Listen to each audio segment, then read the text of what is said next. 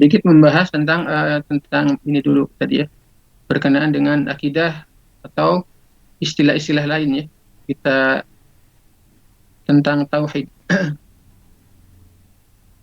Jadi nama lain ilmu akidah ini semua jadi istilah tauhid ya.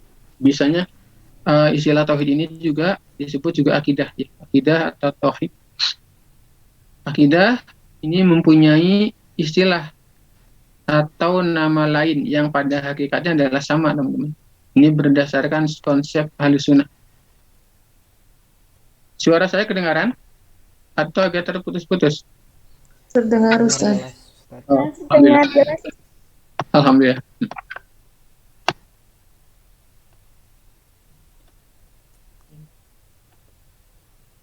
Jadi nama lain ilmu akidah ya adalah al-iman. Jadi nama lain akidah adalah al-iman, ada juga nama lainnya adalah akidah. I'tiqad atau aqaid tadi ya, ikatan. Kemudian juga akidah juga disebut juga tauhid.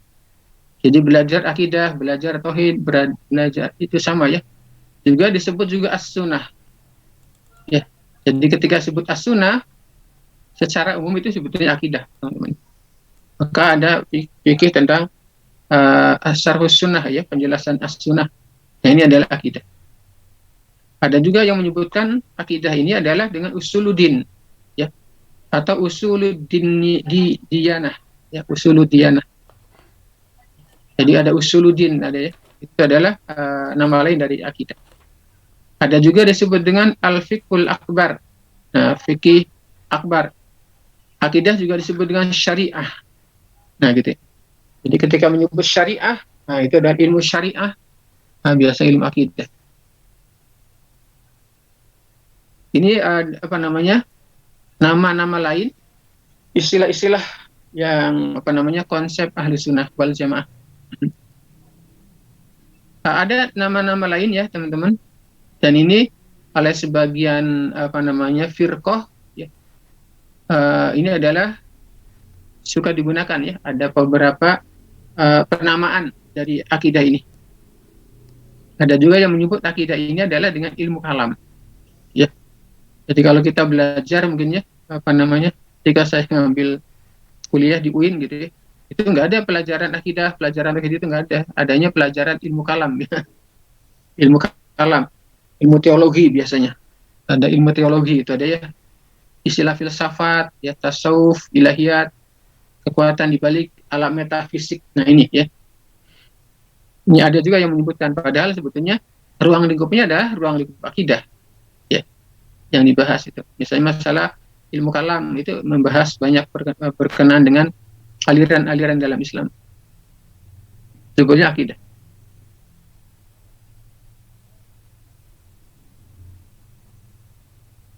Nah, pembagian akidah ini teman-teman ada dua ya. Jadi akidah ini dibagi dua. Jadi ada akidah yang sahihah, ya. Ada akidah yang batilah. Jadi akidah yang bersih dari segala bentuk kesyirikan, ada akidah yang menyimpang, ya. Ada keyakinan-keyakinan yang menyimpang, ajaran-ajaran yang menyimpang. Nah, sehingga yang harus kita kuatkan adalah bagaimana kita punya akidah yang sahihah. Atau juga ada yang menyebut dengan salimah, ya. Akidah salimah, akidah yang selamat. Ada juga yang menyebut akidah sahihah, akidah yang batil. Ini banyak ya teman-teman kepercayaan yang batil di masyarakat. Yang misal ya, nanti kalau akhwat menikah biasanya gitu ya, suka ada tuh ya akidah yang batil deh. Nanti kamu nikah ya, jangan bulan Muharram Safar biasanya, bulan bala ya. Nah, nanti kamu banyak bala. Nah, itu ada ya teman-teman. Biasanya kalau di Jawa, saya ketika nikah masih ingat ya, tidak datang orang tua, tidak datang kiai. Itu dihitung tuh. Nanti nikah tanggal sekian, jam sekian. Nah, itu ada ya. Nah, itu biasanya menggunakan kitab primbon itu ya. Nah, biasanya di daerah-daerah tertentu itu, teman-teman nikah itu dihitung. Nah, ini jelas batil ya. Nggak ada landasannya. Buktinya masih banyak ya. Walaupun nikahnya menggunakan hitung-hitungan, di daerah saya Indramayu itu sangat kental. Di daerah Indramayu. Itu biasanya kalau orang nikah pasti dihitung biasanya kalau di sana ya. Ada hitungan-hitungan datang kepada orang pintar di sana. Ya. Tapi ternyata teman-teman ya, perceraiannya juga di Indramayu tinggi. Artinya yang namanya kebahagiaan dalam rumah tangga itu bukan dihitung dengan hal-hal mistis kayak gitu ya. Nah, tapi karena apa? Karena keyakinan kepada Allah Subhanahu wa taala. Nah, kepercayaan seperti ini namanya batil, ya, akidah yang batil, yang tidak ada landasannya, ya. Karena landasan akidah sahihah ini adalah Al-Qur'an dan As-Sunnah. Nah, landasan atau sumber hukum akidah sahihah adalah Al-Qur'an dan As-Sunnah. Jadi harus jelas sumbernya dari mana. Jadi ketika ada suatu amalan-amalan ya, biasanya kan di masyarakat banyak ya. Misalnya ketika tiap tahun ada kalau di laut nadran kan gitu ya. Daerah tertentu biasanya ada di daerah saya itu ada baritan, ada sedekah bumi. Pernah mendengar ya teman-teman sedekah bumi ya? Ada tuh ya. Di saya juga ada sedekah bumi itu. Biasanya pas menjelang panen itu ya.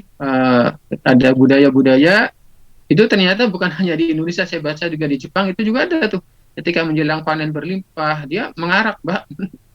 Tapi mengaraknya maaf ya, naudzubillah ini ya, berbau porno ya ternyata. Maaf ya. Mengarak apa namanya teh? Gambar kelamin laki-laki ya, dibuat ininya replikanya diiring kemana-mana ya Allah. Itu ada tuh budaya Jepang ternyata ya, kepada dewanya. Di Indonesia juga ada sedekah bumi itu kepada siapa kan gitu ya. Dewa Sri. Nah, itu di Indonesia ada istilahnya kalau di saya Mapag Sri. Nah, sebetulnya sama tuh ternyata Mapag Sri. Jadi Dewi Sri, karena kan Indonesia ini budaya kalau di daerah-daerah Jawa ya teman-teman. Ini masih kental budaya-budaya Hindu budayanya masih kental. Ya, kalau kita lihat cerita-cerita di YouTube itu kan ada tuh berkenaan dengan kepercayaan terhadap yang namanya peri, ya kan? Ada peri air, peri apa namanya api, peri salju. Karena anak saya suka lihat. Nah, peri-peri kayak gitu, nah itu adalah sama itu model dewa-dewa ya, kepercayaan kepada dewa-dewa. Nah, hati-hati juga ya ketika apa namanya alam semesta merespon. Nah, itu ateis ya kalau kayak gitu. Alam semesta merespon. Nah, teman-teman, nah di antaranya ada yang namanya kita kenal ya, parasit akidah. Parasit adalah yang menyebabkan rusaknya atau menyimpangnya akidah seseorang. Jadi akidah kita ini bisa bisa menyimpang ya teman-teman. Apa yang menyebabkan penyimpangan akidah adalah kesyirikan. Nah ini ya, nah ini kesyirikan inilah yang menjadi salah satu yang merusak akidah.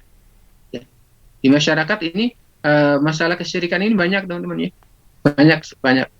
banyak sekali lah gitu. Ya, masih percaya kepada jimat. Kalau di kampung-kampung masih ada tuh di rumah ditempelin isim ya. Nah, ada tuh ya. Dulu masih ingat saya di rumah saya gitu masih ketika di kampung. Ini katanya ada isim nih supaya selamat gitu ya. Biasanya toko-toko yang jualan juga bahkan masih ada tuh di masyarakat tuh. Yang jualan ditempel isim di depannya supaya cepat laku ini jualan.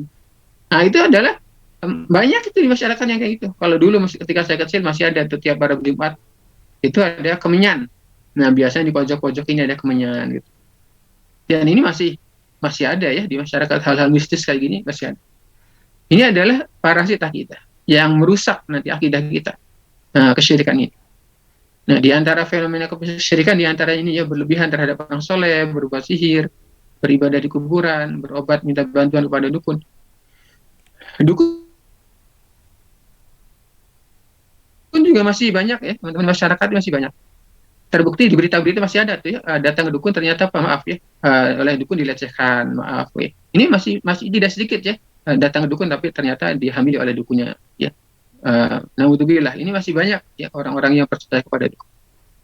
Kemudian ada juga yang percaya kepada bintang-bintang. Lihat di media-media itu ya, masih bintang ini punya latar belakang gini, nanti gini, wah gitu ya. Masih ada tuh ternyata di website tertentu ya, bahkan nasional gitu. Masih ada yang hal-hal ini masih ada di masyarakat. Kalau percaya pada arah burung ini biasanya kalau sekarang udah jarang ya, di daerah udah jarang. Ini mah di daerah Arab saja. Nah, kenapa syirik ini adalah nggak boleh? Adalah suatu kezaliman. Inasyirka la zulmun azim ya. Kesyirikan juga tidak akan diampuni oleh Allah. Kesyirikan ini dosa besar. Ya. akan mendapatkan kesesatan, sesat ya, diharamkan masuk surga. Dan orang syirik nanti pahalanya dihapuskan. Fawailul lil musallin, celaka orang sholat. Orang sholat celaka ya teman-teman. Alladzina hum an sholatihim sahun, alladzina hum yura'un. Iya, jadi ini kan bagian syirkul asghar ya. Syirkul asghar saja menjadikan sholat kita fawailun, celaka, nggak dapat pahala tuh.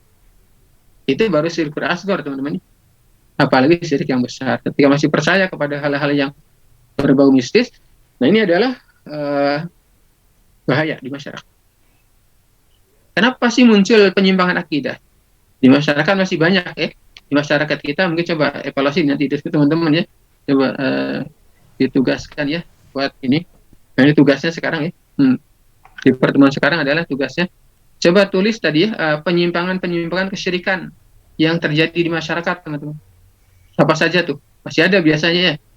Ada sedekah bumi, nadran, biasanya tiap ini melempar kepala kerbau gitu ya. Itu masih ada ya di daerah sana, Bandung sebelah timur. Pernah ada kejadian, ini kejadian nyata teman-teman. Ada apa namanya, tiap tahun itu menyembelih kerbau dan kepalanya dilempar ke sungai. Dan qadarullah ya, pada saat itu kepala desanya bagus agamanya tuh. Mulai saat ini adalah perbuatan syirik. Ini kita nggak boleh lagi nih melakukan kayak gini ya, kata kepala desanya. Tahun sekarang tidak ada yang namanya menyembelih kerbau dan kepalanya dilempar. Itu syirik. Syirik masuk neraka. Akhirnya pada tahun itu tidak dilaksanakan, teman-teman. Tapi apa yang terjadi? Pada tahun itu terjadi kebakaran hebat. Nah, itu ya. Yang membakar rumah-rumah masyarakat. Waduh, masyarakat demo itu teman-teman ya, orang tua-tuanya gitu. Nah, ini gara-gara kepala desa nih, kepala desa kurang ajar gitu.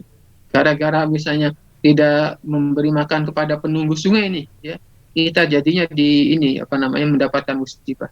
Apa yang terjadi teman-teman? Ternyata tahun itu langsung disembelihkan kerbau dan dilempar kepalanya ke sungai. Artinya untuk merubah kesyirikan di masyarakat nggak mudah. Kenapa? Ada campur tangan iblis di situ. Iblis tidak akan ridho ya, masyarakatnya bertauhid itu nggak akan ridho. Nah, maka dia pasti itu yang membakar siapa? Iblis sebetulnya. Asal masyarakat yang percaya saja gitu ya, kebakaran biasa ya, di mana-mana juga banyak, di Jakarta, di Bandung juga kemarin kebakaran, hampir banyak. Kadang-kadang suka dikait-kaitkan, padahal kebakaran kan hal yang biasa gitu. Tapi bagi orang-orang yang punya kepercayaan kesyirikan gitu, itu dikait-kaitkan gitu. Dan ini adalah sebelum campur tangan iblis. Artinya untuk merubah tadi ya, penyimpangan di masyarakat, untuk merubah tadi tauhid itu tidaklah mudah. Kenapa? Karena di masyarakat masih ada kejahilan. Maka penyebab penyimpangan akidah itu satu jahil. Ya. Satu bodoh. Ya. Kenapa kok dia keluar dari Islam seperti Sukmawati itu ya? Anaknya Karno. Kenapa dia masuk ya kembali kepada Hindu Buddha? Ya kan menyembah ini nih, yang ini yang berhala gini. Ya ini menyembah kayak gini. Ya. Kenapa mereka menyembah, masih percaya kepada berhala kan gitu ya? Coba secara logika kan gitu ya. Kan ini pernah terjadi pada masa Nabi siapa? Nabi siapa yang menghancurkan berhala siapa? Nabi siapa teman-teman? Nabi Ibrahim. Nabi Ibrahim ya. Nabi Ibrahim itu kan ya bapaknya pembuat berhala, kebanyakan bapaknya itu ya. Nah, suatu ketika ya ketika ada perayaan di daerah di tempat ibadahnya itu kan banyak berhala. Maka seluruh berhalanya dihancurkan. Ya, dipukuli sama palu gitu. Dan palu bekas mukul tadi digantungkan ke berhala besar. Ya. Nah, ketika terjadi ya kehancuran tadi ya, maka dilaporkanlah kepada raja. Raja, ini berhala pada hancur. Ini siapa ya? Berhala tahu berhala.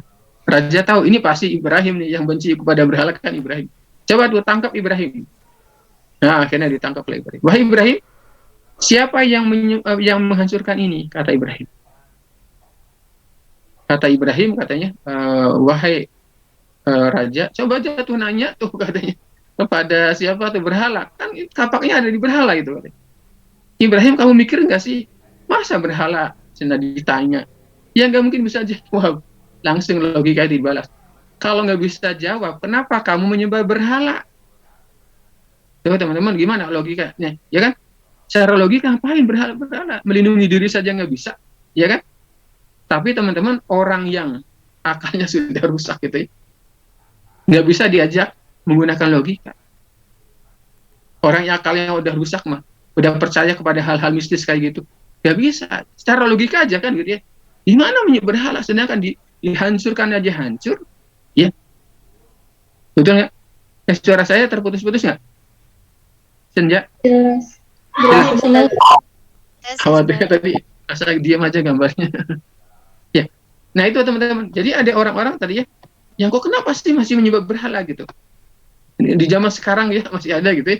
Orang masih percaya kepada keris, itu masih ada ternyata ya. Percaya keris, kepada jimat masih ada.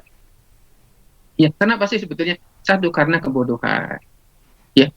Yang kedua, adanya ta'assub, fanatik terhadap sesuatu yang diwariskan oleh nenek moyang, sekalipun itu salah. Jadi udah salah, ya terus saya dipercaya. Jadi nggak berpikir gitu si akalnya. Yang ketiga, adanya taklid ikut-ikutan, mengambil pendapat dalam masalah kita tanpa mengetahui dalilnya atau tanpa menyelidiki lagi. Kenapa harus menyembah ini? Kenapa? Jadi nggak bisa berpikir gitu akal. Yang keempat, adanya hulu berlebihan dalam memperlakukan orang-orang yang soleh. Karena ada ya orang soleh disembah gitu ya.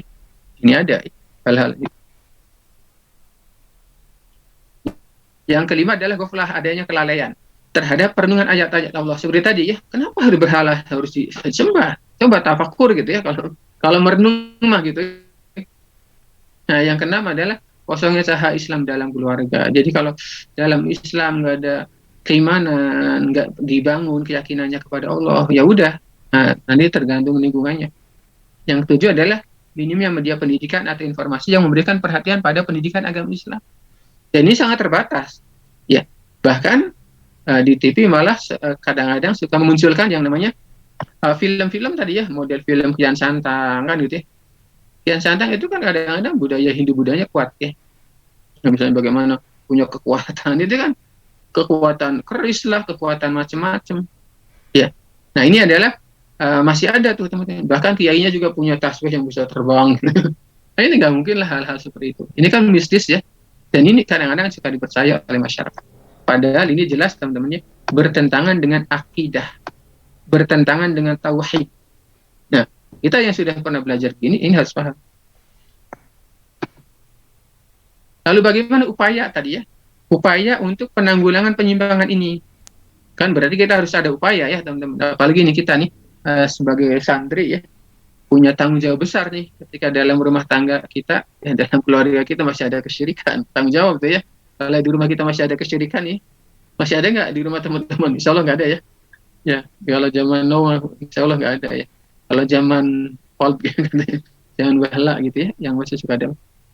Tapi kakek nenek yang masih ada biasanya kadang-kadang kepercayaan ini masih banyak ya teman-teman. Bagaimana upayanya? Satu, kembali kepada Al-Quran dan Sunnah yang benar. Jadi pastikan nih, kalau kita beramal jelas dalilnya. Yang kedua, memberikan perhatian khusus terhadap pengajaran akidah di masyarakat, di keluarga, di lembaga pendidikan.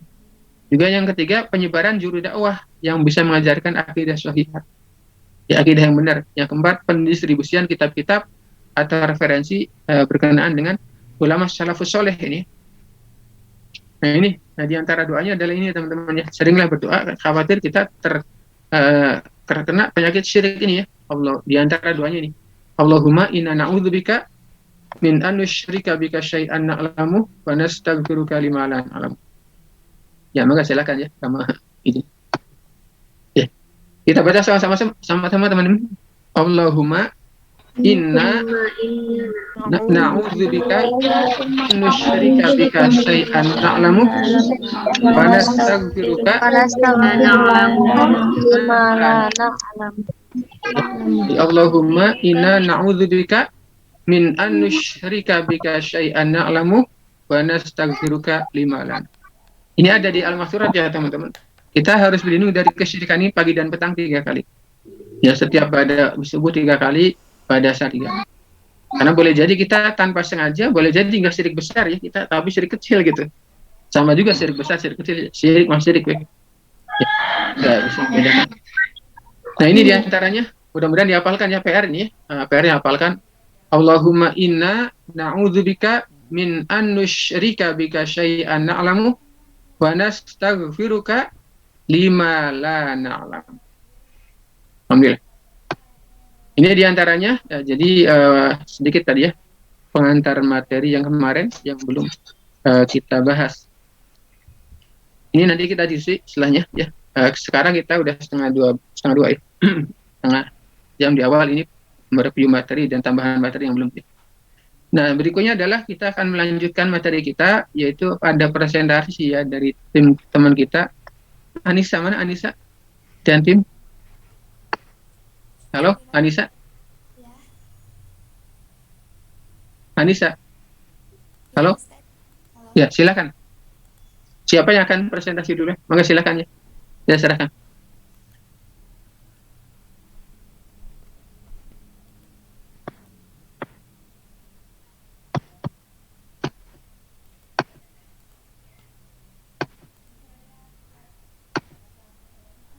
Anissa, Ayu ya, Putri, dan Silpa ini ya. Maka silakan. Baiklah, bismillahirrahmanirrahim. Assalamualaikum warahmatullahi wabarakatuh.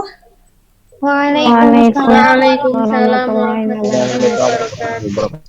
Alhamdulillahirabbil alamin wa bihi nasta'in ala umuri dunya waddin. Wassalatu wassalamu ala asrofil anbiya'i wal mursalin wa ala alihi wa sahbihi ajmain.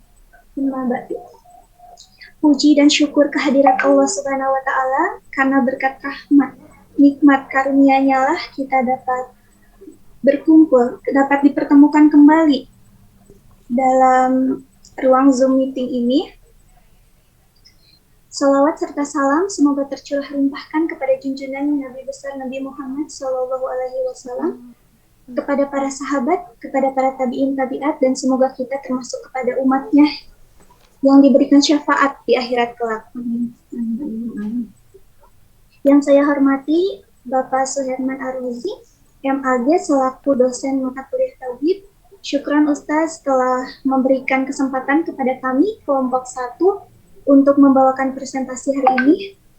Juga kepada teman-teman sekalian yang saya banggakan. Pertama-tama izin memperkenalkan diri, nama saya Ayu Fitriani dari kelompok 1 yang akan membawakan tema seputar iman dan hakikat iman.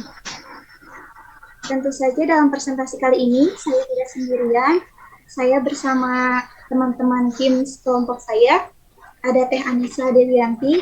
Assalamualaikum Teh Anissa, suaranya jelas nggak? Suaranya jelas Teh. Gimana?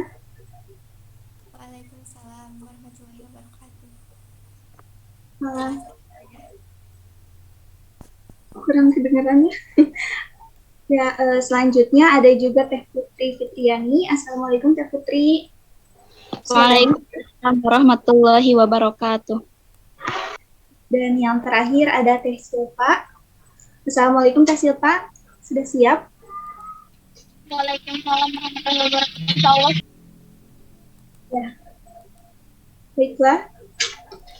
Tanpa mengulur-ngulur waktu lagi, di sini kita masuk aja ke materinya. Ustadz Afwan ya, ini ada nge-freeze ini Teh suaranya, jadi Ayu izin off cam Ustadz. Ya, mangga silakan nih.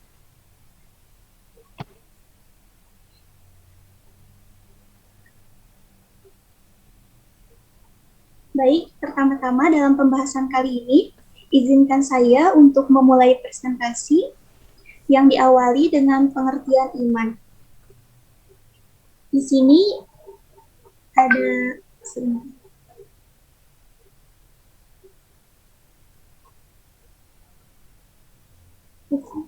iman berasal dari bahasa Arab. Iman berasal dari bahasa Arab yaitu amanu, yang artinya aman, damai, ataupun tentram. Itu menurut bahasa. Sedangkan menurut istilah, iman merupakan keyakinan atau kepercayaan. Dalam definisi lain ialah Iman merupakan keyakinan yang menghujam dalam hati, kokoh penuh keyakinan tanpa dicampuri keraguan sedikitpun. Selanjutnya, di sini ada hakikat iman. Menurut Imam Ibnu Qudamah Al-Maqdisi dalam kitab Rumat, Al-I'tiqad menjelaskan bahwa hakikat iman adalah ucapan lisan, perbuatan anggota badan, dan keyakinan hati. Iman akan kuat dengan ketaatan dan akan berkurang dengan kemaksiatan. Di sini juga kedudukan iman itu lebih tinggi dari Islam, karena iman memiliki cakupan yang lebih umum, dan Islam termasuk pada cakupan iman tersebut. Maka seorang hamba tidaklah mencapai keimanan kecuali telah mampu mewujudkan keislamannya. Jadi kalau diibaratkan itu, iman itu sebagai kelompok pelaku, sedangkan Islam itu sebagai pelakunya. Di sini juga dalam pembahasan Rabu kemarin, juga ada pada poin kedua. Pada poin kedua yang yaitu yakin tentang syarat tauhid. Pada poin kedua itu ada kan yakin syarat-syarat tauhid itu yang meniadakan keraguan. Seperti dalam surat Al-Hujurat ayat 15 yang artinya sesungguhnya orang-orang yang beriman itu hanyalah orang-orang yang percaya, beriman kepada Allah dan Rasul-Nya, kemudian mereka tidak ragu-ragu dan mereka berjihad dengan harta dan jiwa mereka pada jalan Allah. Mereka itulah orang-orang yang benar. Baik, selanjutnya ada mengenai hal-hal yang mendukung naiknya iman. Bab ini akan dijelaskan oleh Teh Anissa Dewiyanti. Kepada Teh Anissa Dewiyanti, saya persilahkan. Baik, terima kasih. Sebelumnya, apakah suara saya terdengar jelas? Kecil banget, Teh. Kecil suaranya. Suaranya kecil, Teh. Kalau sekarang, Teh? Masih kecil. Kecil, Teh. Mungkin terkendala jaringan, mohon maaf. Sebelumnya anak off-cam ya.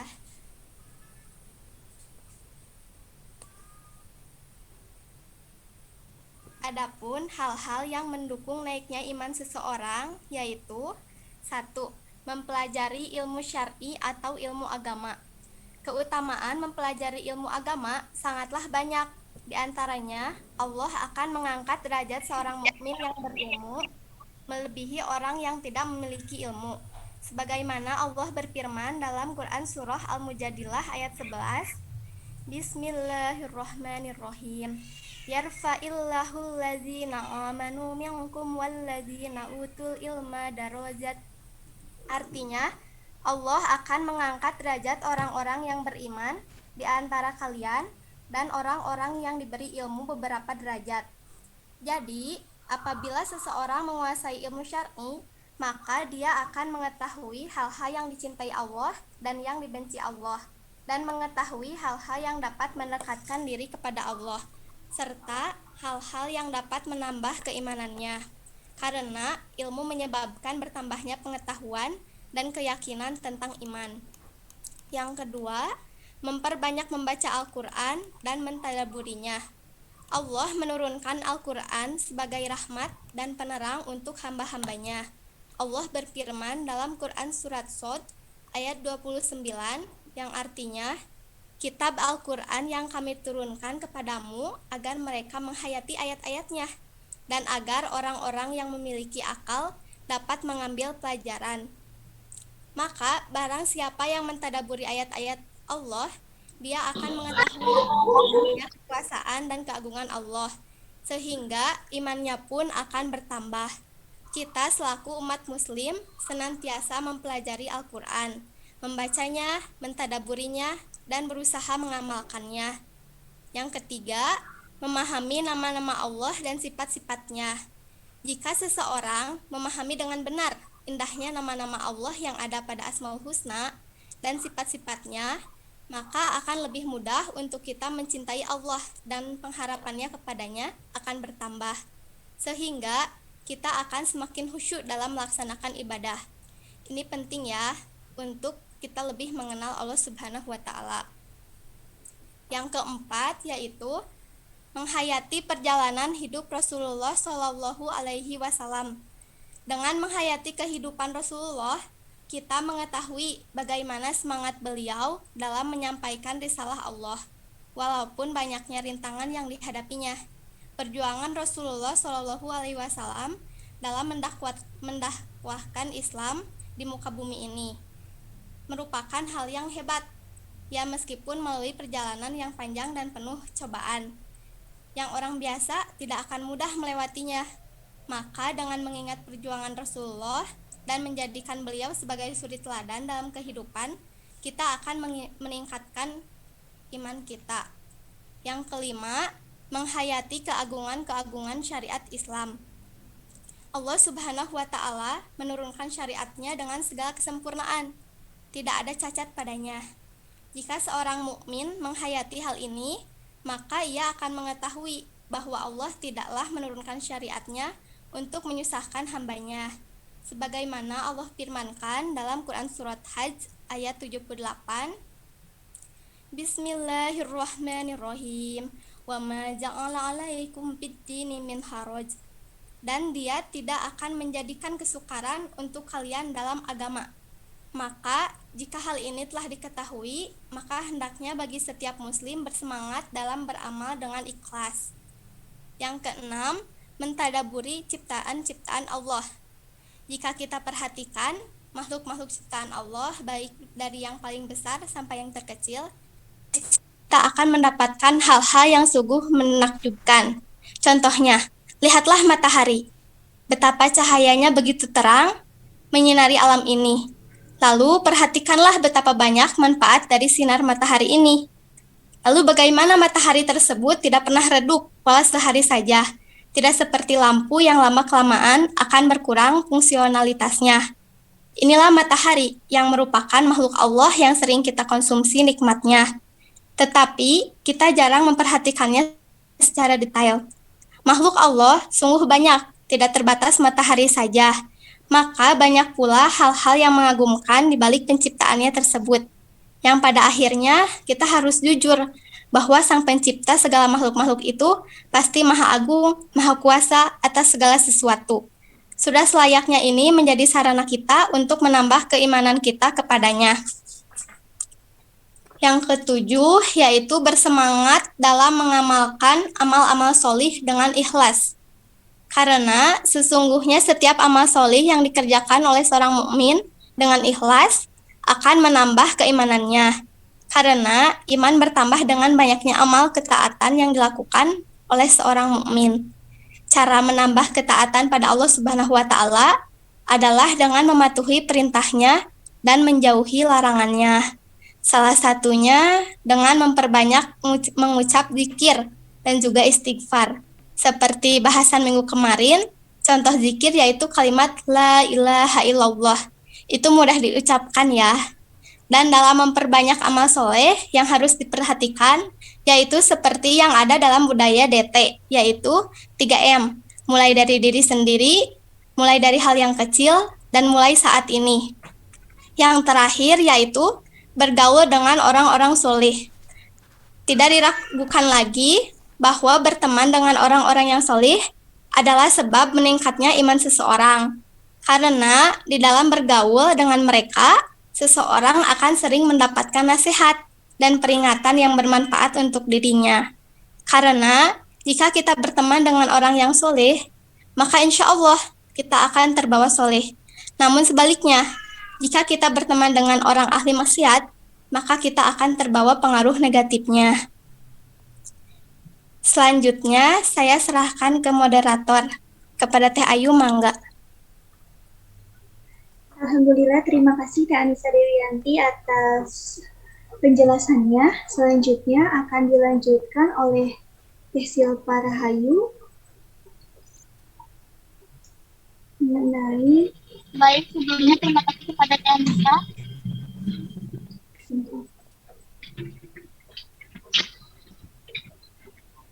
videonya belum ditayangin. Suaranya jelas nggak? Sudah, Teh Silva. Silakan Teh Silva, waktu dan tempat dipersilahkan. Halo, cek.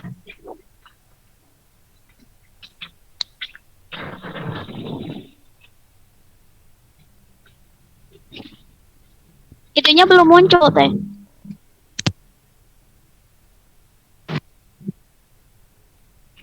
Baik, selanjutnya saya akan menjelaskan tentang faktor-faktor turunnya iman seseorang.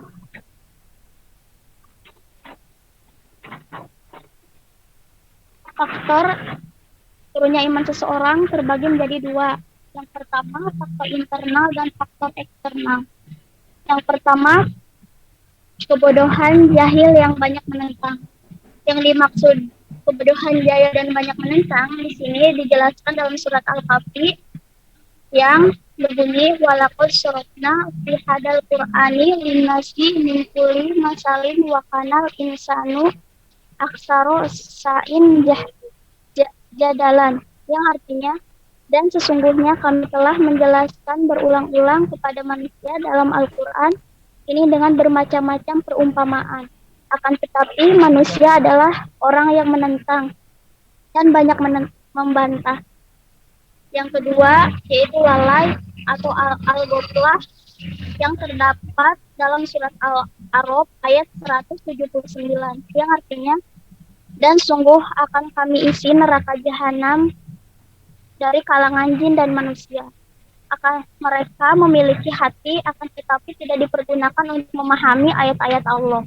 Dan mereka memiliki mata akan tetapi tidak dipergunakan untuk melihat tanda-tanda kekuasaan Allah. Mereka seperti hewan ternak, bahkan lebih dekat lagi. Mereka itulah orang-orang yang lalai ataupun yang lengah. Yang ketiga, bermaksud dari lingkungan iman.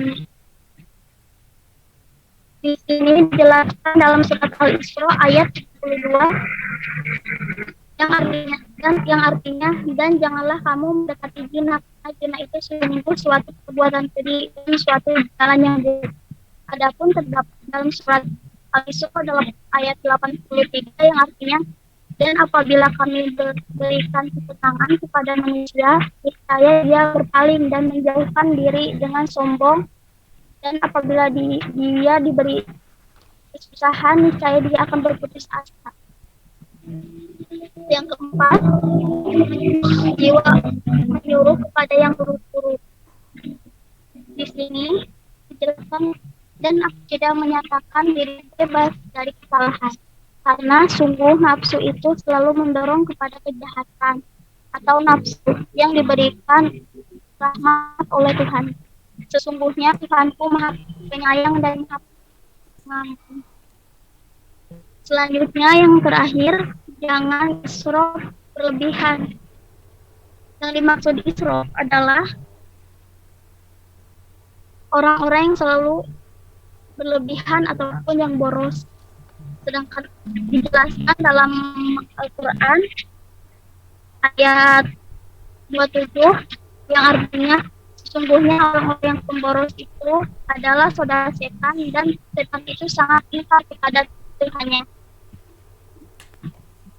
Selanjutnya, faktor eksternal terbagi menjadi tiga. Yang pertama adalah karena godaan setan menggoda dari 4 arah.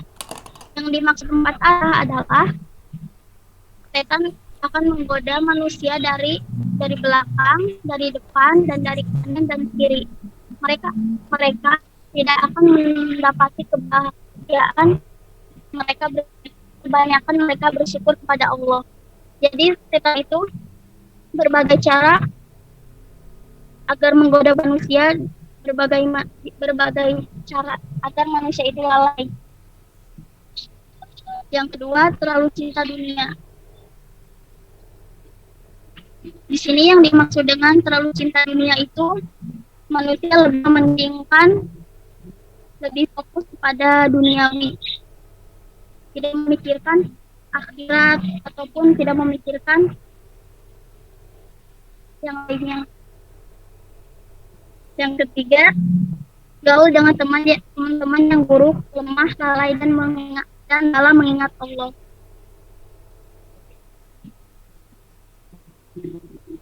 Selanjutnya, Teh.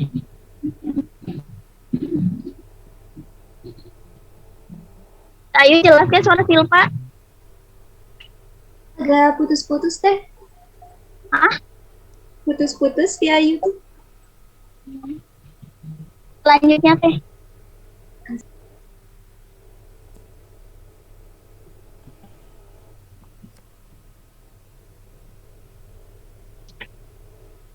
Silahkan dilanjut teh. Apa gimana?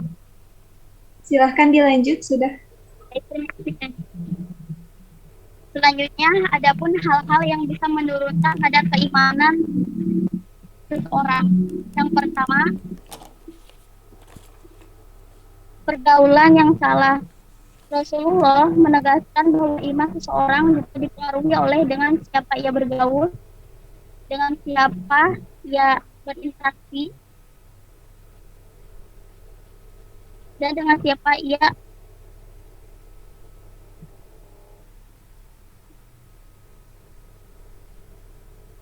yang pertama pergaulan yang salah.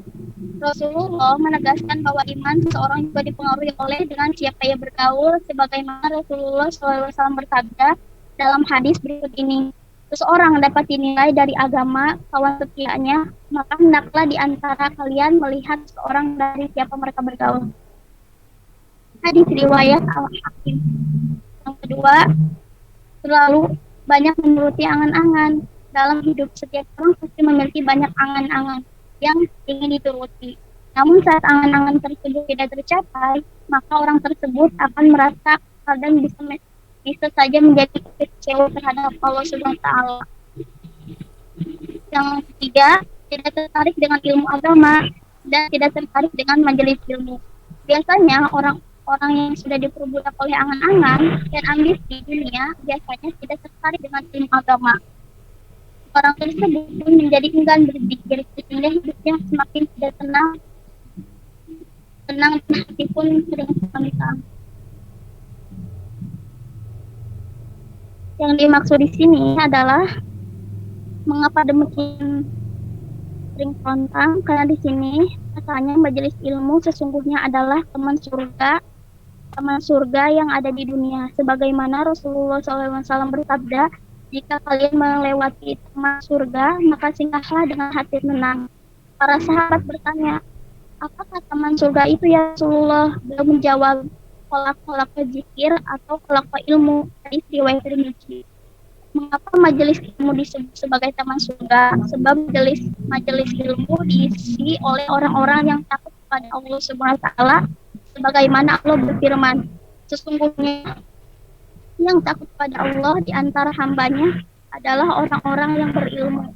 Quran Surah Al-Fatir ayat 28. Baik, selanjutnya akan dilanjutkan oleh Teh Putri.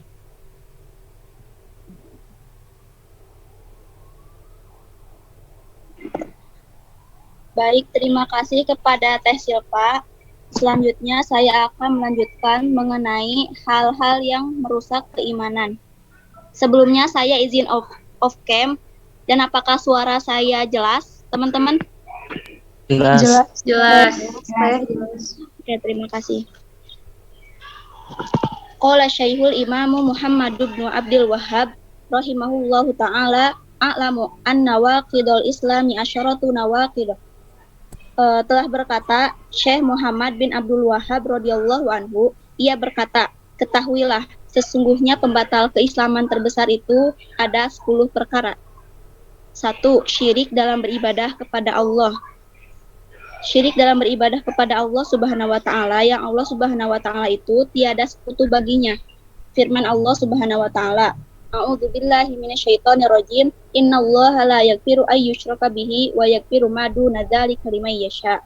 Yang artinya, sesungguhnya Allah tidak akan mengampuni dosa syirik, dan Dia mengampuni segala dosa yang selain dari itu.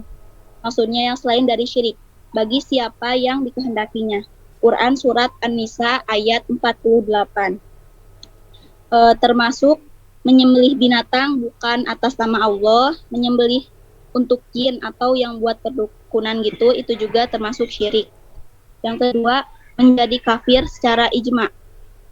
Man ja'ala bainahu wa bainallahi wasa'ita yad'uhum wa yas'aluhum wa yatawakkalu alaihim kafaru ijma'an. Barang siapa yang menjadikan perantara di antaranya dan di antara Allah Subhanahu wa taala, lalu ia berdoa dan meminta syafaat kepada mereka, niscaya ia menjadi kafir menurut ijma. Selanjutnya nomor 3, membenarkan kepercayaan orang musyrik atau kafir. Malam yukafiril musyrikin au syakka fi kufrihim au sahaha madhabuhum kafaro.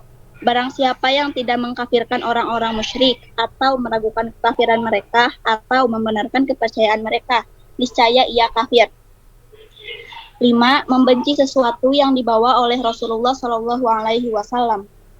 Nomor 4, meyakini bahwa selain syariat Nabi lebih sempurna daripada petunjuknya.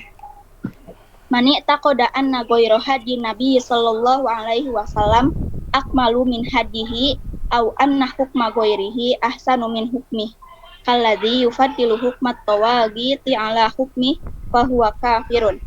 Barang siapa yang meyakini bahwa ada syariat yang dari selain Nabi sallallahu alaihi wasallam yang lebih sempurna daripada petunjuknya Nabi sallallahu alaihi wasallam, atau hukum selain dari Nabi yang lebih baik daripada hukumnya Nabi, seperti orang-orang yang mengutamakan hukum togut di atas hukumnya Nabi, maka dia kafir. Nomor 5, membenci sesuatu yang dibawa oleh Rasulullah Shallallahu Alaihi Wasallam. Man abgodo syai'an mimma ja'a bihi Rasul Shallallahu Alaihi Wasallam walau amila bihi kafaro. Barang siapa yang membenci terhadap sesuatu yang dibawa Rasulullah Shallallahu Alaihi Wasallam, walaupun dia mengamalkannya, maka dia kafir. Nomor 6, mengolok-olok sesuatu dari agama Allah. Manis tahza'a bi syai'in min dinir rasuli aw sawabillahi aw iqabihi kafaro. Barang siapa yang mengolok-olok sesuatu dari agama Allah Subhanahu wa taala atau pahalanya atau siksanya, maka dia kafir. Berdasarkan firman Allah Subhanahu wa taala, a'udzubillahi minasyaitonir rajim. Qul abillahi wa ayatihi wa rasulihi kuntum tastahzi'un. La ta'tadiru qad kafartum ba'da imanikum. Artinya, katakanlah, apakah dengan Allah, ayat-ayatnya, dan Rasulnya kamu selalu berolok-olok? Tidak usah kamu minta maaf, karena kamu kafir sesudah beriman. Quran Surat At-Taubah ayat 65-66. 7. Sihir, meminta selain pada Allah Subhanahu wa ta'ala. As-sahru wa minhu sarfu wal ad faman fa'alahu aw radiya bihi kafaro. Termasuk sihir adalah sorfu dan atfu. Sorfu dan atfu itu artinya ramuan yang bisa mempengaruhi akal, keinginan, kecenderungan dari orang yang disihir, sehingga bisa menyebabkan membenci atau mencintai pasangannya. Siapa saja yang mengerjakannya atau ridho terhadapnya, maka dia kafir. Dalilnya adalah firman Allah Subhanahu wa taala, a'udzubillahi minasyaitonir rajim. Wa ma yu'allimani min ahadin hatta yaqula innama nahnu fitnatun fala takfur.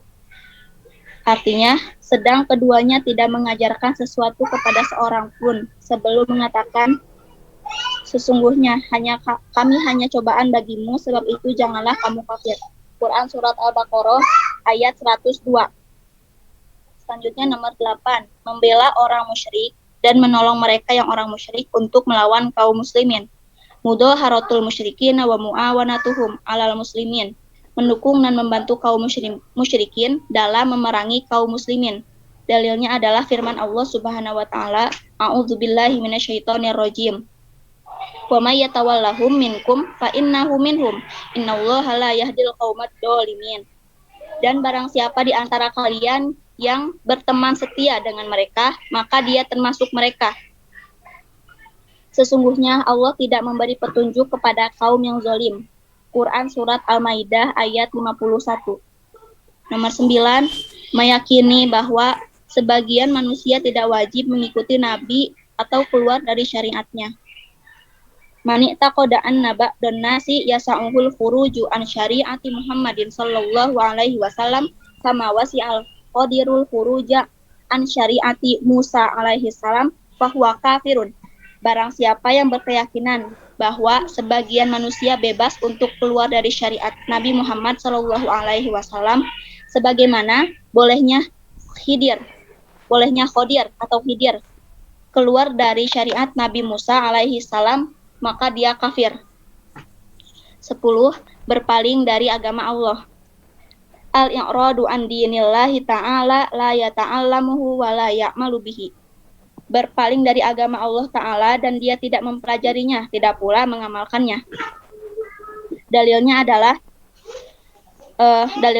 firman Allah, "Waman a'udzubillahi minasyaitonirrajim, waman adlamu mimman dzukira bi ayati rabbih summa a'rada anha, inna minal mujrimina muntaqimun."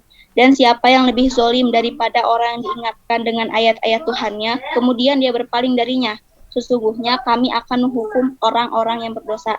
Quran Surat As-Sajdah ayat 22. Tidak ada perbedaan pada keseluruhan pembatal keislaman ini antara orang yang main-main, serius atau ketakutan, kecuali orang yang dipaksa. Semua pembatal tersebut di antara pembatal keislaman yang paling besar bahayanya dan paling banyak terjadi, sehingga seorang muslim selayaknya waspada dan mengkhawatirkan dirinya dari hal itu. Kita berlindung kepada Allah dari dosa yang menjadi alasan kemurkaannya dan pedihnya hukuman. Sekian dari saya. Selanjutnya dikembalikan kepada moderator.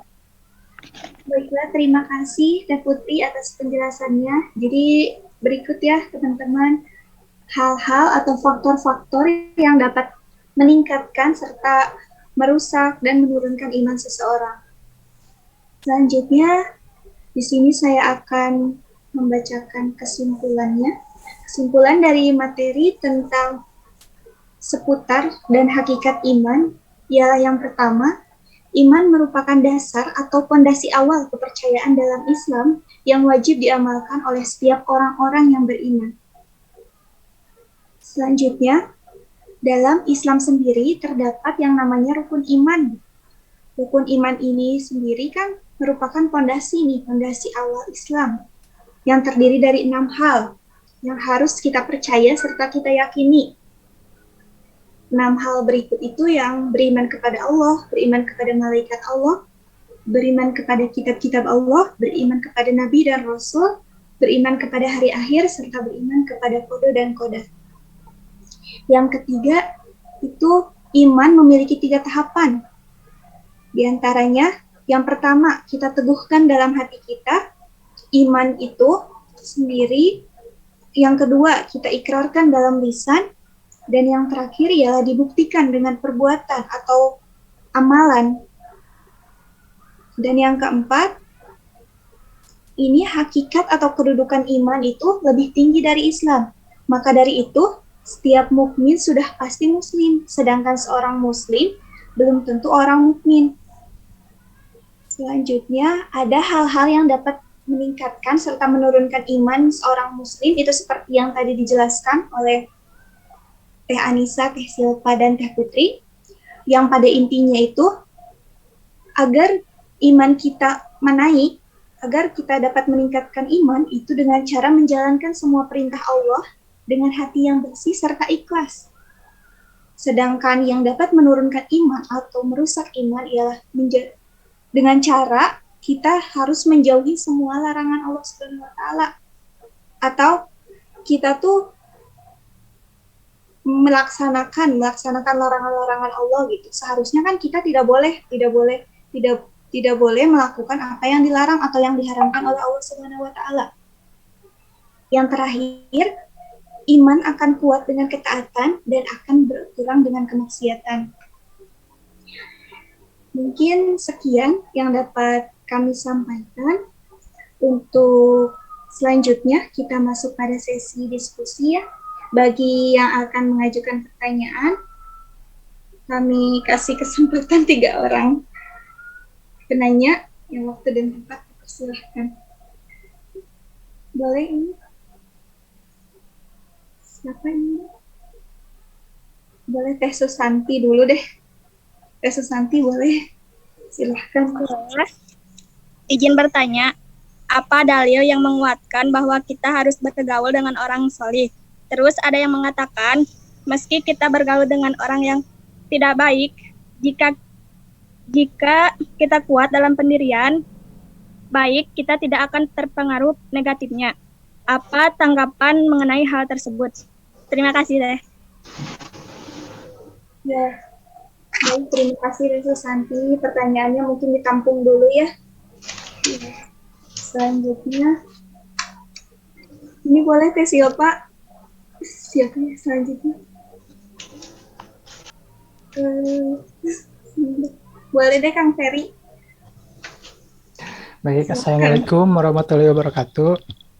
Waalaikumsalam warahmatullahi wabarakatuh. Izin bertanya, apa contoh atau ciri, sifat, dan sikap orang yang memiliki iman jika dia sedang dihadapkan suatu permasalahan? Terima kasih. Maaf, bisa diulang Kang Ferry? Apa contoh atau ciri, sifat, dan sikap orang yang memiliki iman jika dia sedang dihadapkan suatu permasalahan?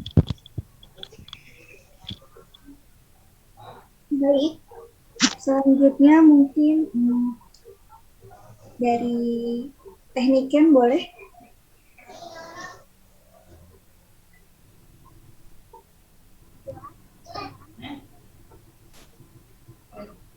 Suaranya kecil ya, Teh?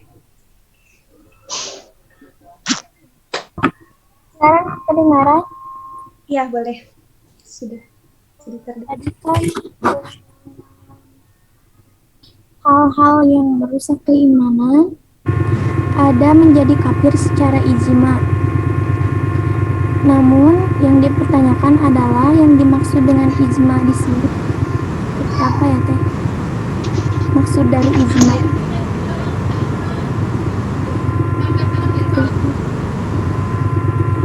Sekian dulu ya. Dulu sesi pertanyaannya, nanti bila ada waktu lagi boleh yang mau nanya.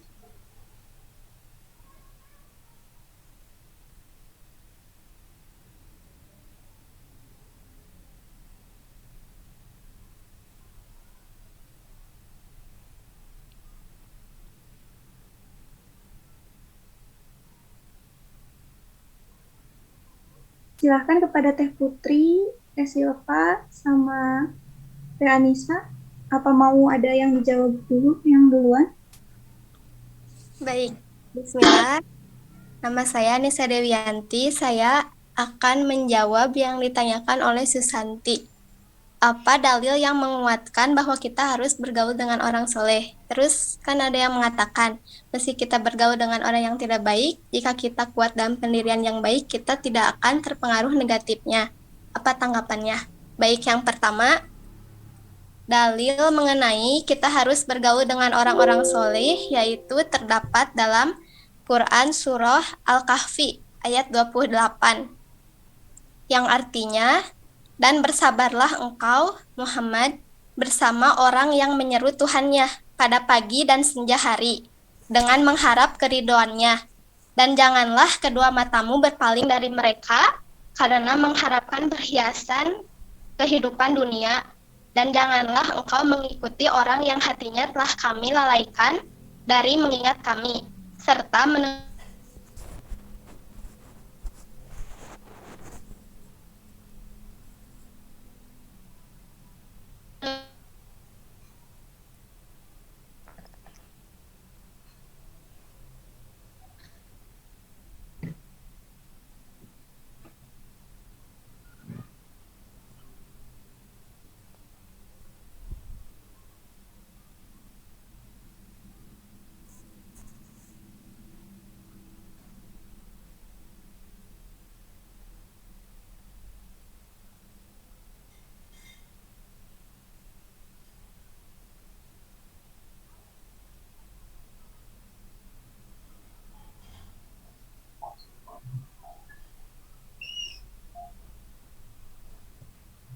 Assalamualaikum Teh Anissa.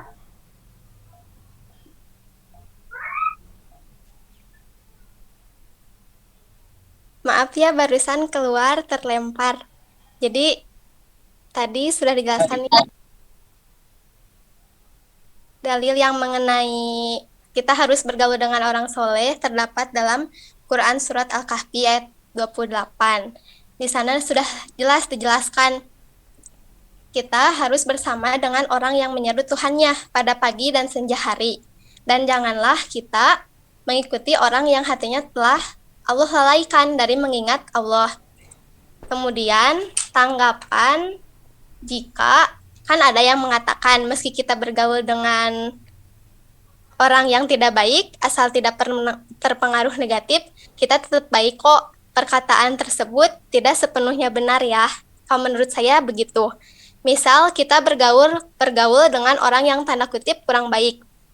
Terus diajak nongkrong nih main. Kalau mainnya nyampe lupa waktu dan melalaikan sholat, itu saja sudah terpengaruh negatif. Kita lebih mengedepankan teman dibanding Allah. Berarti iman kita mulai turun nih. Apalagi kalau ngumpul dikhawatirkannya, suka ngobrol-ngobrol gitu kan ya. Takutnya nanti jatuhnya ke gibah atau fitnah. Syukur-syukur kalau ngumpul diskusi mengenai tugas atau hal-hal yang positif lainnya. Tapi di sini disinggungnya bergaul dengan orang yang tidak baik. Kalau dengan orang baik, pasti saling mengingatkan, yuk kita sholat yuk, kalau udah azan gitu kan ya. Mengingatkan kepada kebenaran dan kebaikan. Kemudian, misal kita berteman dengan orang yang malas. Kalau misal ditanya tugas, kamu tugas udah belum? Dia menjawab belum. Bisa jadi kita yang udah ada niat mengerjakan tugas, karena ada teman yang belum, sudah saja mengikuti gitu. Beda lagi jika bergaul dengan orang yang rajin. Kita selalu termotivasi untuk menjadi rajin juga. Intinya mah, menurut saya, jika bergaul dengan orang yang tidak baik, sedikit-sedikit pasti kita akan terbawa pengaruhnya. Seperti itu, Teh Susan. Apakah sudah puas? Sudah, Teh. Makasih. Sama-sama. Ya, baik. Untuk mungkin Ayu izin menjawab pertanyaan dari tekniken ya, yaitu ini menjadi kafir secara ijma itu maksudnya bagaimana, begitu mungkin ya Teh? Ijma'nya Teh. Ya? Pengertian dari ijma itu sendiri. Iya.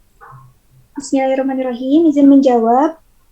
Ijma itu yang pernah Ayu baca, ijma itu merupakan kesepakatan para ulama untuk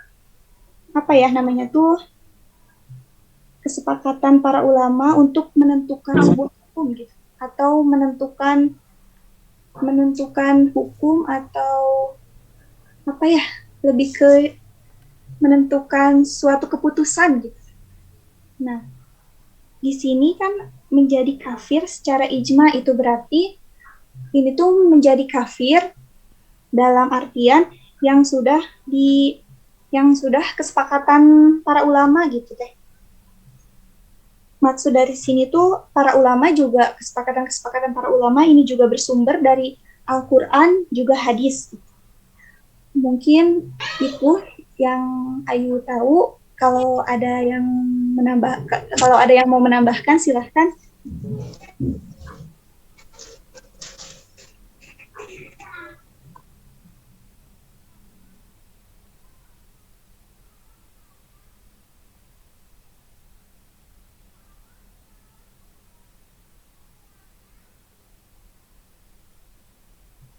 Bagaimana mungkin dari teman-teman ada yang mau menambahkan mengenai ijma atau ada yang sudah tahu gitu, ada yang sudah tahu lebih dalam gitu mengenai ijma, silahkan. Kalau nggak ada, mau lanjut ke jawaban yang Kang Ferry ya?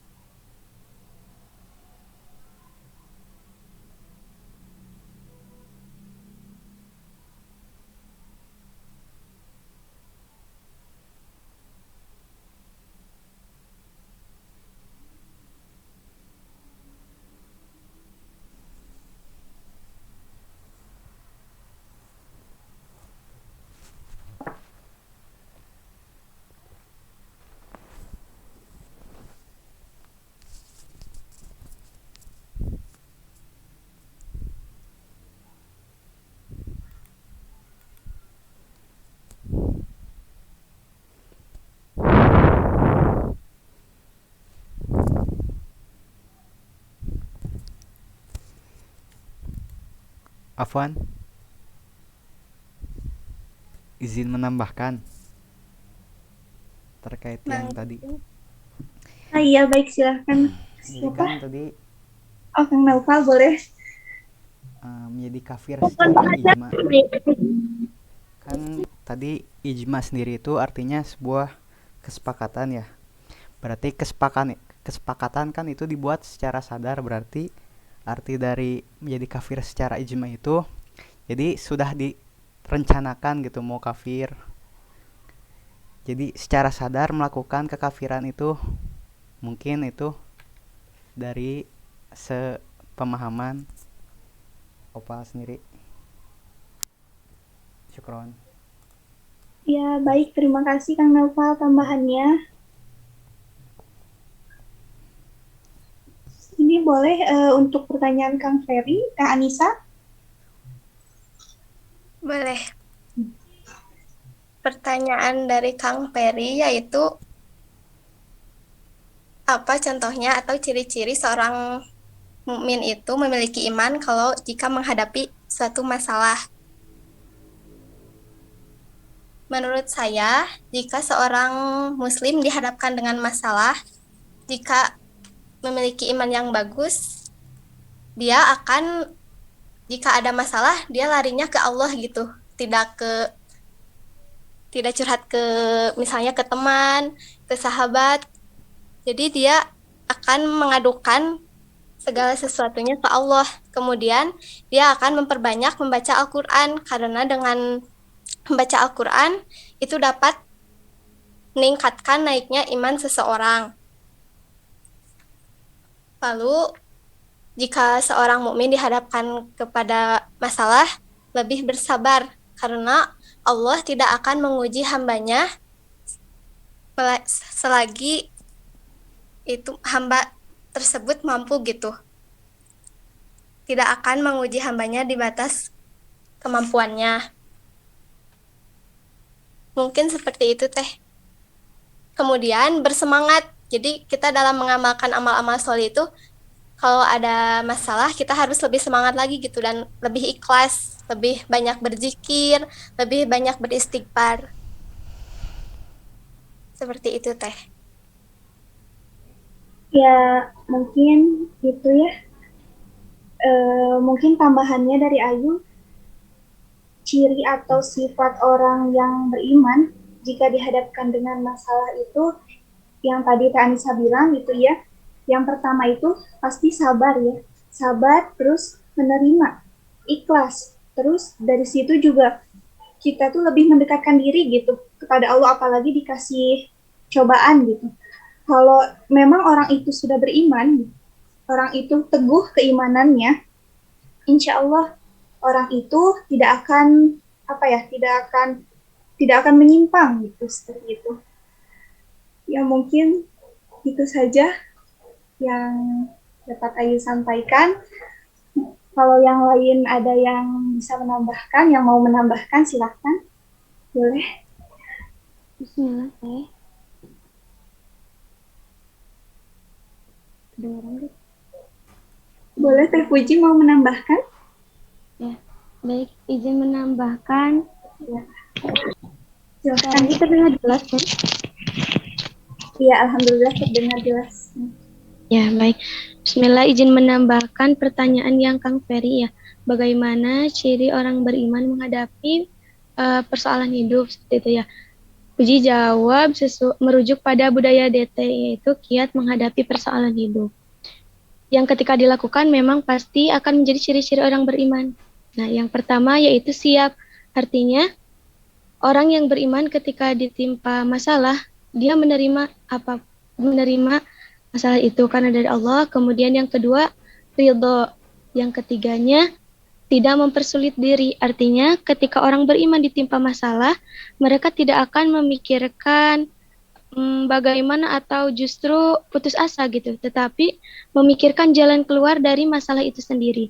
Kemudian yang keempat itu evaluasi diri. Nah, orang yang beriman ketika diberi masalah atau dihadapkan kepada suatu masalah, maka akan muhasabah diri. dosa apa sih yang sudah saya lakukan sehingga Allah Subhanahu wa taala memberikan ujian ini kepada saya. Seperti itu. Kemudian yang kelima, seperti yang sudah disampaikan oleh Teh Ayu dan Teh Anissa tadi, bahwa kembali kepada Allah, hanya satu-satunya Allah sebagai tempat bergantung kita. Itu Teh tambahannya. Jazakallah khair. Ya, alhamdulillahirrahmanirrahim. Terima kasih Teh Fuji atas tambahannya, sangat bermanfaat sekali. Ya, mungkin sekian ya yang dapat kami sampaikan. Waktunya juga sudah lebih dari 45 menit. Ya, demikian diskusi yang dapat kami sampaikan pada sore hari ini. Kami harap hasil presentasi ini dapat bermanfaat untuk kita semua, juga bisa direalisasikan dalam kehidupan sehari-hari. Mohon maaf apabila ada kesalahan dan banyak kekurangan dalam presentasi dari kelompok 1 ini, karena kesempurnaan hanya milik Allah Subhanahu wa taala dan kekurangannya itu murni dari kesalahan kami. Ya, mungkin sekian yang dapat saya sampaikan. Wabillahi taufiq wal hidayah. Wassalamualaikum warahmatullahi wabarakatuh. Waalaikumsalam warahmatullahi wabarakatuh.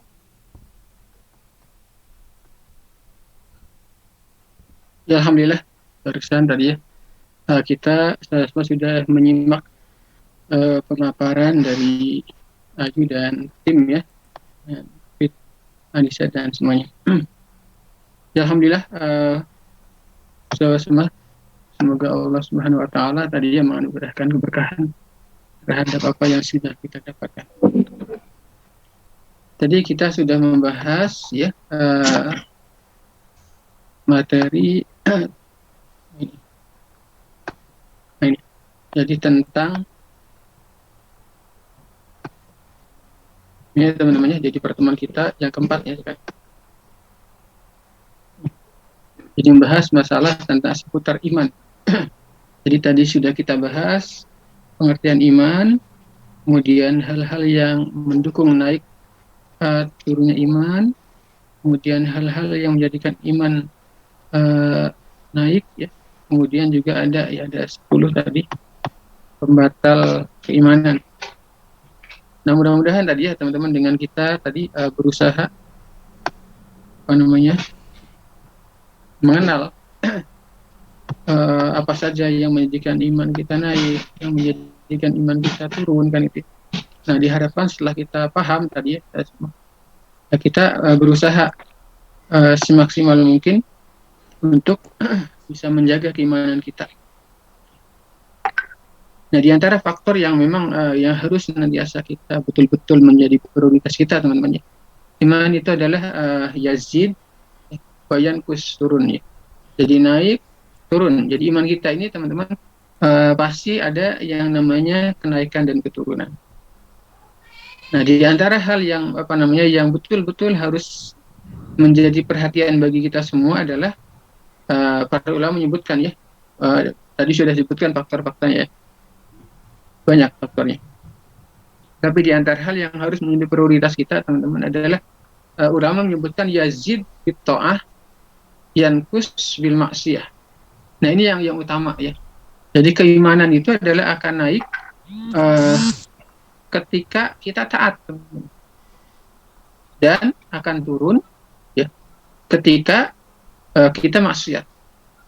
Nah, ya secara ilmu kan kita sudah tahu ya, sudah dipelajari ilmu sholat, ilmu sudah tahu semua gitu ya. Oh, kenapa iman saya masih turun? Nah, jadi ketika kita misalnya ada semacam futur ya, maka langsung evaluasi tuh, apa nih yang menyebabkan saya futur? Nah, rata-rata memang ya dari faktor-faktor tadi sudah disebutkan. Nah, di antara hal yang harus menjadi prioritas kita nih teman-teman adalah naiknya iman itu adalah dengan ketaatan. Ya. Orang yang iman adalah yakin, makanya menurut kita AA dan ini sangat ditekankan oleh AA adalah bahwa keimanan itu teman-teman adalah keyakinan ya. Nah, yang paling mahal hidup ini adalah yakin. Iman itu adalah sebetulnya yakin. Ya. Kalau kita sudah semakin yakin pada Allah, nah hidup kita ini akan bahagia. Jadi kalau iman kita sudah bagus gitu ya, Ciri sebetulnya siapa sih ciri kita yakin pada Allah? Ya, apa kira-kira teman-teman? Ciri iman kita apa namanya? Kita yakin pada Allah apa cirinya? Apa Merasa cirinya? diawasi oleh Allah. Nah, merasa diawasi. Apalagi? Melaksanakan perintah-perintahnya dan menjauhi larangan-larangannya. Nah, jadi kita berusaha istiqomah tadi ya, dengan ketakwaan, menjalankan perintah Allah, menjauhi larangan, merasa diawasi oleh Allah. Apalagi kira-kira ciri iman kita naik. Ciri kita yakin itu apa teman-teman biasanya? Apa cirinya kita yakin? Bersemangat dan beribadah. Nah, itu. Iya. Jadi kita istiqomah, kita merasa diawasi. Kita tadi ya istiqomah dalam ketakwaan. Nah, itu adalah diantaranya. Jadi kita nih, ya, iman kita bagus atau tidak. Nah, faktor-faktor tadi ya diantaranya.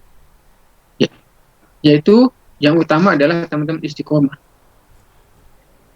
Jadi hati-hati kalau kita sudah nggak istiqomah, misal gitu ya, yang biasanya rajin tahajud, tiba-tiba turun tahajud. Nah, hati-hati nih ya. Biasanya tahajud rajin ya. Kadang-kadang biasanya kita sholat berdoa khusyuk gitu ya. Bisa nangis gitu teman-teman. Tiba-tiba suatu ketika kok saya hambar gitu ya. Saya mungkin teman-teman merasakan ya. Ketika doa bisa khusyuk, bahkan bisa nangis. Saya merasakan gitu. Ya Allah, wah kenapa nih hari-hari ini saya ketika sholat biasanya suka nangis gitu ketika doa. Kok kenapa nih saya nggak bisa? Faktor apa nih? Langsung harus tafakur. Itu berarti ada maksiat biasanya. Ya, biasanya rajin nih, kita rajin rawatib gitu ya. Rawatibnya berstandar 12 gitu. Tiba-tiba lepas saja sunahnya. Nah, hati-hati nih ya. Nah, itu berarti ketika sudah nggak istiqomah, gitu ya, itu ada tanda-tanda ya. Berarti iman kita sedang bermasalah. Nah, jadi kalau cirinya nggak istiqomah. Juga ciri yang lain adalah teman-teman nggak bahagia, nggak tenang. Ya, ciri orang yang yakin itu nanti tenang. Ya, adanya ketenangan, ada ketentraman. Nah, kalau kita nggak merasakan ketenangan, ketentraman dalam hidup gitu, kok saya merasakan hidup ini, nah berarti ada sesuatu. Nah, maka langsung evaluasi, langsung tafakur, apa ini Allah, astagfirullah. Langsung perbanyak apa? Istighfar. Nah, gitu ya. Jadi untuk penguatnya adalah tadi ya, berusaha untuk meningkatkan keyakinan kita kepada Allah. Di Darut Tauhid ada konsep 5 ya, teman-teman. Ada yang hafal 5 konsep 5 Ada yang hafal? Bismillahirrahmanirrahim. Ya, coba cari. Apa 5 Izin menjawab, Ustaz. Ya, boleh. 5 dalam budaya DT itu yang pertama, tekad yang kuat dan bulat. Kemudian yang kedua, perbanyak taubat, jauhi maksiat, tingkatkan taat, dan sebarkan manfaat. Ya, insya Allah. Siapa ya? Sudah disampaikan Ustaz Mulyadi ya? Materi ini, Ustaz Mulyadi ya? Atau apa sebelumnya? Alumni santri apa seriatnya dulu? Dari Baitul Quran Sukabumi, Ustaz. Masya Allah. Iya. Ya, hafal ya. Alhamdulillah. Baitul Quran. Nah, ini ya teman-teman. Nah, jadi tadi ketika ingin tadi ya iman naik atau yakin, itu dengan 5 tekad kuat bulat dekat dengan Allah, yang memberi rezeki Allah, yang mengatur Allah, yang memberikan kesuksesan Allah. Pakai bagaimana kita kuatkan tuh teman-teman tekad kuat. Juga yang kedua adalah perbanyak tobat. Nah, pasti nih kalau iman turun itu pasti ya. Kalau iman turun diantaranya faktornya adalah yang utama banget adalah langsung evaluasi maksiat apa yang salah. Itu mah pasti ya kalau iman turun deh. Coba aja evaluasi ya. Kalau iman turun itu pasti maksiat aja. Ya. Walaupun banyak faktor, tapi ingat faktor yang pertama dievaluasi maksiat aja dulu gitu ya. Walaupun banyak faktor yang lain, tapi satu aja, maksiat aja dulu prioritas. Sehingga kalau kita udah yakin maksiat, langsung perbanyak tobat. Nah, jadi perbanyak tobat, dan yang ketiganya jauhi maksiat. Nah, ketika udah tobat, jangan sampai terulang lagi ya. Nanti terulang lagi. Kalau kita udah futur ya, dan nggak segera kepada Allah, jadi misalnya teman-teman kita jatuh nih ya, nggak kepada Allah, nggak nyantol ke atas lagi, ini pasti makin jatuh. Jadi kalau kita nih ya, ketika turun, nggak naik lagi ke atas, nggak kepada Allah, itu pasti semakin nyungsep nantinya gitu ya. Nah, jadi ada orang yang ketika sudah futur kan cuma jatuh nih ya teman-teman. Nah, harus ke atas lagi, harus ke Allah lagi. Kalau ke bawah ke setan nanti ya. Semakin ya futur lah jatuh kan gitu, jatuh ke tanah. Ya udah nyungsep lah. Maka harus ketika futur itu berarti maksiat nih. Nah, maka segera ingat Allah. Naik lagi sehingga turun lagi, naik lagi, turun lagi, naik lagi. Nah, maka harus boleh jadi kita nanti bergelombang gitu imannya gitu. Nah, ya hati-hati nih kalau bergelombang ya. Kalau khawatir ketika mati dalam keadaan itu turun, nah bahaya ya. Nah, maka tadi perbanyak taubat dari maksiat, juga tingkatkan taat. Untuk meningkatkan keimanan adalah bitto'ah, istighfarnya dibanyakin. Bongkar dosa ya, dosa lahir, dosa batin, dosa mata, dosa telinga, dosa lisan, dosa anggota tubuh kita ya. Kemarin sudah kita bahas bahaya dosa itu ya. Dosa itu betul-betul berbahaya. Dan yang paling bahaya adalah ke hati. Nah, itu yang paling bahaya sebenarnya. Kalau fisik mah nggak begitu masalah sebenarnya. Untuk kalau hati sudah nggak bisa khusyuk lagi dalam berdoa, dalam bermunajat gitu ya, terhadap yang sunnah nggak istiqomah. Ini bahaya paling besar. Bahaya paling besar itu ya. Karena nanti kita meremehkan ya. Nanti meremehkan kalau teman-teman nggak segera ke Allah, itu nanti meremehkan dosa. Hanya inilah. Ada orang berbuat zina ya, nggak segera tobat, dia pasti akan meremehkan zina. Karena kalau orang zina sekali, nanti kedua kali. Nah, udah kedua kali nih teman-teman, udah berkurang nanti menyesalnya. Kalau udah 3 kali berkurang, 4 kali berkurang, kelima dan seterusnya menikmati. Dan sulit untuk tobat. Karena udah menikmati. Dan ini adalah nunggu azab aja orang kayak gini. Ya, mati dalam keadaan berzina. Naudzubillah. Itu azabnya ya. Azabnya pelaku maksiat adalah mati dalam keadaan maksiat. Nah, maka kita sahabat iman dan kuat harus berlindung nih. Nah, maka penting bagi kita untuk betul-betul sadar gitu ya. Nah, makanya orang yang beriman tadi ya sadar. Ya. Yang namanya iman itu kan tasdik bil qalbi, takrir bil lisan, wa amalu bil arkan. Ini kan yang namanya iman. Nah, maka 3 aspek ini harus betul-betul dikuatkan. Itu diantaranya ya, saya semua udah 1:30, udah 1:30, 1:30. Nah, jadi mudah-mudahan tadi PR-nya tadi ya adalah kita tugasnya adalah tadi ya untuk aspek kesyirikan tadi adalah coba teman-teman ya tuliskan faktor-faktor kesyirikan yang terjadi di masyarakat gitu. Nah, apa saja nih kan gitu ya. Mungkin di masyarakat minimal 5 lah gitu ya. Di masyarakat yang ada ya, di Indonesia ya. Di mana aja kan gampang di internet cari ya. Kalau di sekitar kita nggak ada, cari aja di daerah lain. Di internet banyak tuh. Faktor apa saja misalnya. Faktor 1 ya misalnya ada budaya-budaya kan banyak ya. Budaya-budaya itu.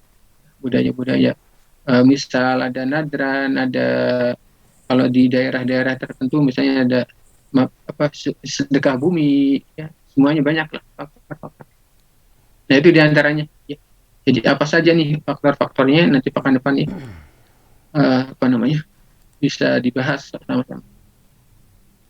Itu sahabat semua ya, sampai di sini udah 2:30 sebentar lagi asar. Jadi mudah-mudahan Allah Subhanahu Wa Taala menjadikan kita semua dan hafalkan ya. Jadi pekan depan nanti ditanya, ini ditulis saja dan ditanya nanti pekan depan. Ditulis masing-masing di buku masing-masing ya, dan doa terhindar dari kesyirikan tadi ya. Jadi PR-nya adalah pekan depan ini akan ditanya. Jadi doa agar terhindar dari kesyirikan. Kita baca sama-sama teman-teman. Allahumma inna na'udzubika min syarri syai'an na'lamu mimma la na'lamu. Ya Allah, aku berlindung kepadamu dari kesyirikan yang saya ketahui maupun dan hamba berlindung kepadamu ya, mohon ampun kepadamu dari kesyirikan yang tidak kami ketahui. Nah, jadi kita harus ya mohon kepada Allah saat Tuhan dapat ya. Karena syirik ini menurut keterangan adalah seperti semut hitam ya. Ada di batu hitam, nah, berjalan di gelap gulitanya malam. Nah, itu sulit ya, kadang-kadang syirik itu sulit ya. Syirik terutama syirkul asghar ini ya. Yang tadi semut hitam ada di batu hitam. Nah, gitu. Itu sulit ya, deteksinya sulit. Hanya orang-orang yang hatinya sudah berusaha dekat dengan Allah yang bisa menemukan. Nah, mudah-mudahan kita mempunyai hati yang berusaha peka kan gitu ya. Kalau hatinya peka adalah hati yang sering menasehati ya teman-teman, ini nggak boleh, ini nggak boleh. Kalau hatinya udah nggak peka, misalnya adalah dia tidak nurut dengan hatinya. Nah, hati-hati kalau kita sudah tidak nurut ke hati ya, teman, suka membangkang. Karena hati itu hakikatnya adalah sebetulnya bersih ya. Ketika udah dikuasai nafsu, biasanya hati kalah oleh nafsu. Dan disitulah letaknya ketidakbahagiaan dalam hidup. Ketika hatinya dikendalikan oleh nafsu syahwat. Itu saja ikhwan akhwat, yang mudah-mudahan Allah menuntun dan membimbing kita. Pekan depan tadi ya, nanti siapkan di pertemuan yang kelima ya. Nah, yaitu membahas tentang pembagian tauhid ya, macam-macam tauhid yang akan dibahas oleh kelompok 2 ini ya. Kelompok 2. Siapa kelompok 2 deh? Kelompok 2 siapa? Anissa Oktaviani. Anissa, alhamdulillah. Yang hari ini yang nggak masuk ada 3 orang ya teman-teman. Royani belum ada informasi ya? Royani kemarin informasinya apa? Ngantar siapa kemarin? Yang nggak masuk itu Royani ya hari ini. Kemudian Yusri Afrida nggak masuk ya? Sakit ya Yusri ya? Ya sakit Ustaz. Nah, Yusri sakit. Satu lagi Nopita ya. Nepia Nopita ini izin ya. Nah, ini Royani belum ada informasi nih. Ada informasi atau sama dengan minggu kemarin ya? 2 minggu nggak masuk Royani. Ada informasi teman-teman Nafal? Ada informasi nggak? Ada informasi nggak Nafal? Nah, coba dari teman asramanya. Oh ya, coba tanyanya. Afwan. Udah, kemarin pulang ya katanya Royani itu ya? Ya, dijemput. Iya, jemput ya. Ya itu teman-teman. Jadi 3 orang, 1 orang sakit ya. Yusri tadi kita doakan mudah-mudahan Allah Subhanahu Wa Taala menganugerahkan kesehatan ya kepada Yusri, dan boleh jadi ada keluarga yang keluarga itu yang sakit ya. Kita doakan bi barakatul Quran Al-Fatihah. A'udzubillahi minasyaitonirrajim. Bismillahirrahmanirrahim. Alhamdulillahirabbil alamin. Ar-Rahmanir-Rahim. Maliki yaumiddin. Iyyaka na'budu wa iyyaka nasta'in. Ihdinas siratal mustaqim. Siratal ladzina an'amta 'alaihim ghairil maghdubi 'alaihim. Allahumma rabbana as'adhi bil bas'ish. Anta syafi la shifa shifa'uka la yughadiru saqaman. Amin. Ya, alhamdulillah sehat semua. Mohon maaf ya, mudah-mudahan Allah menganugerahkan kepada kita semua kesehatan. Sehat lahir dan sehat batin ya. Mohon maaf, terima kasih. Assalamualaikum. Kita istighfar dan doa majelis. Astagfirullahaladzim. Subhanakallahumma wa bihamdika asyhadu an la ilaha illa anta astaghfiruka wa atubu ilaik. Assalamualaikum warahmatullahi wabarakatuh. Terima kasih sampai sini. Jazakallah Ustaz.